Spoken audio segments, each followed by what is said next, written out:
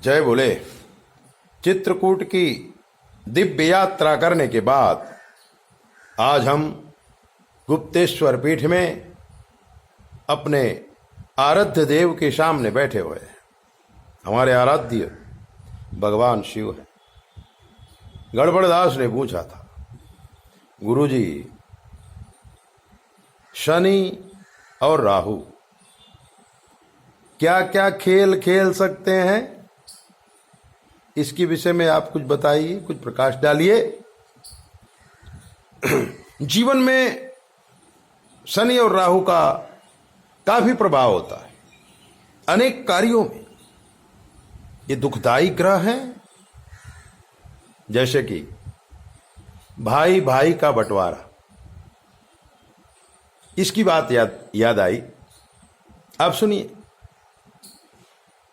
सेठ घनश्याम दास अपने छोटे से गांव में राज सुख का त्याग करके भाई से झगड़ा करके दिल्ली से अहमदाबाद आया और अहमदाबाद में स्क्रैप का व्यापार करने लगा, लोहे का व्यापार करने लगा, कचड़े का व्यापार करने लगा, बहुत पैसा कमाया। सेठ के दो बेटे हुए, पवन कुमार और अनिरुद्ध कुमार। पवन कुमार बहुत ही कर्मनिष्ठ था, लेकिन अनिरुद्ध कुमार कर्मनिष्ठ नहीं था। बाप के साथ कंधे से कंधा मिला करके पवन कुमार ने अहमदाबाद शहर में काफी संपत्ति अर्जित की और एक बंगला बनाया जिसमें 4 बेडरूम थे, आगे बगीचा था, सारे साधन थे। पवन कुमार की शादी हो गई, बच्चे हो गए। तब कहीं छोटा सा अनिरुद्ध पढ़ लिख करके तैयार हुआ, शादी की तैयारी की गई। तो पवन कुमार ने प्रस्ताव रखा कि हम 2 भाई हैं, तो छोटे भाई के लिए भी एक बंगला बना देते हैं। और छोटे भाई के लिए बंगला बनाया गया, लेकिन इसमें 3 ही बेडरूम थे, आगे जगह बहुत कम थी।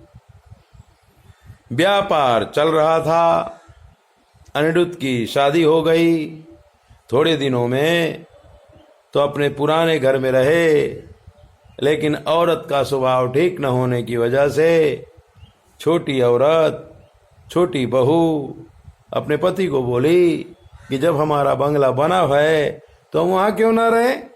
घर में थोड़ा खिट भी होती थी।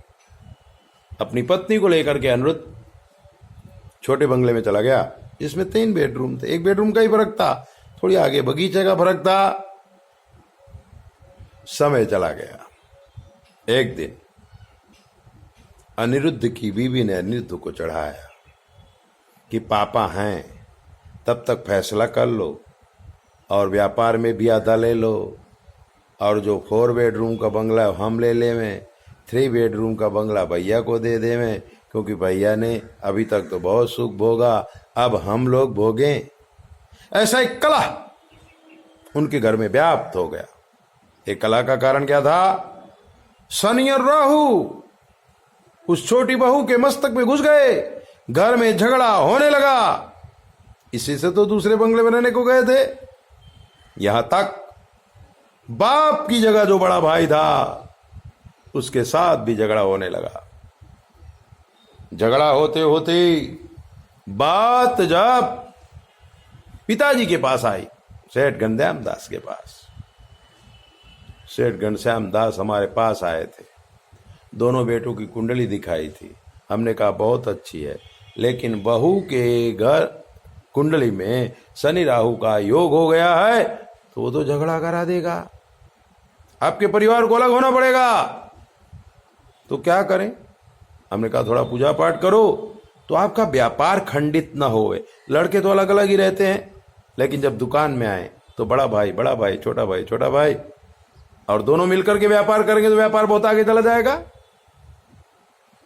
बोले एक बेडरूम का ही सवाल है, बड़े बेटे के पास 4 बेडरूम है, छोटे बेटे के पास 3 बेडरूम है, और फिर भी जो झगड़ा होता है, यहां तक कि दुकान में भी दोनों भाई झगड़ पड़ते हैं। हमने कहा ऐसा ऐसे यज्ञ करो, और यज्ञ किया गया। जब शांत हो गए, झगड़ा कम नहीं हुआ। पिताजी ने कहा कि अरे झगड़ रहे हैं, क्या करें। हम कहा इनको पुरानी जो संपत्ति आपकी गांव में है वहां ले जाओ और कहो इसको बंटवाओ। पिताजी को याद आया कि जब मैं अपने भाई के साथ झगड़ा करके गांव छोड़ा था तो हमारा महल तो बहुत सुंदर था, वो तो मैं भूल ही गया।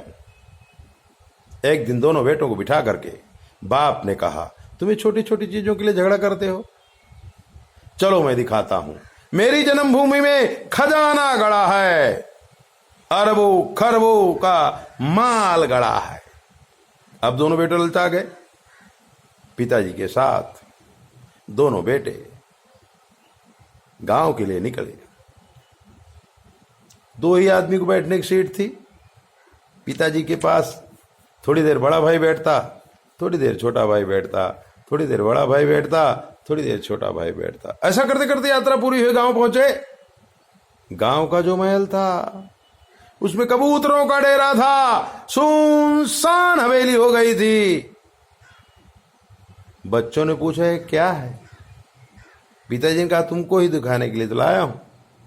इसी महल के झगड़े के लिए मैंने अपने बाप जैसे भाई को छोड़ दिया है। आज वो कहां है पता नहीं। जिस महल के लिए मैंने झगड़ा किया वो महल में कबूतर बैठे। अब तुम मुझे बताओ, तुम मेरे पास जो बैठ के आए वो सीट क्या तुम्हें मिल गई? इस बंगले के लिए मैंने झगड़ा किया है, बंगला क्या मुझे मिल गया? और तुम लोग एक रूम के लिए झगड़ा करते हो।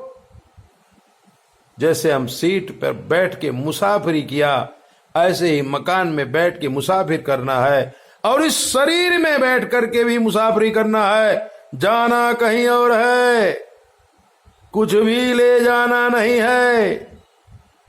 अगर एक रूम के लिए तुम झगड़ा करते हो तो ले लो ये महल, रहो यहां। तो दोनों बेटे ने कहा यहां रहेंगे पर काम क्या करेंगे? तो बोले जहां भी जाओ, जो भी काम करो, अगर प्रेम से करोगे, दोनों भाई हिल मिल के करोगे, तो ऐसे तो कितने बंगले बन जाएंगे। हमें सोचना है इस संसार में जिस चीज के लिए हम लड़ते हैं उसका मालिक पहले कोई और था, फिर कोई और था, फिर कोई और है। आज हम हैं, कल कोई और हो जाएगा। लेकिन जो प्यार है दिल में, भाई भाई के लिए, बाप बेटे के लिए, पति पत्नी के लिए, ये प्यार कभी मिलता नहीं है। अगर परिवार में एकता है, परिवार में प्यार है, तो पूरी दुनिया आपकी है, सब कुछ आपका है। और जिस दिन आप मेरा तेरा करने लगे, आपका कुछ भी नहीं है। न कभी था, न कभी है, और न कभी होगा, क्योंकि ये पहले किसी और का था, आज किसी का है, कल किसी और का हो जाएगा। तो जो चीज हमारी नहीं है उसके लिए इतना क्लेश क्यों, इतना झगड़ा क्यों? अपने ग्रहों को देखो, भगवान की उपासना करो, और अपने जीवन के अंदर सुख शांति प्राप्त करो। ऐसे ही दिव्य बातें जानने के लिए आप हमारे चैनल को सब्सक्राइब और लाइक करो। और अगर आपके जीवन कोई कष्ट है हमसे पूछ लो, शास्त्र के मत के अनुसार हम आपको जवाब देंगे, वो भी बिल्कुल फ्री। जय बोले, अपना ध्यान रखो।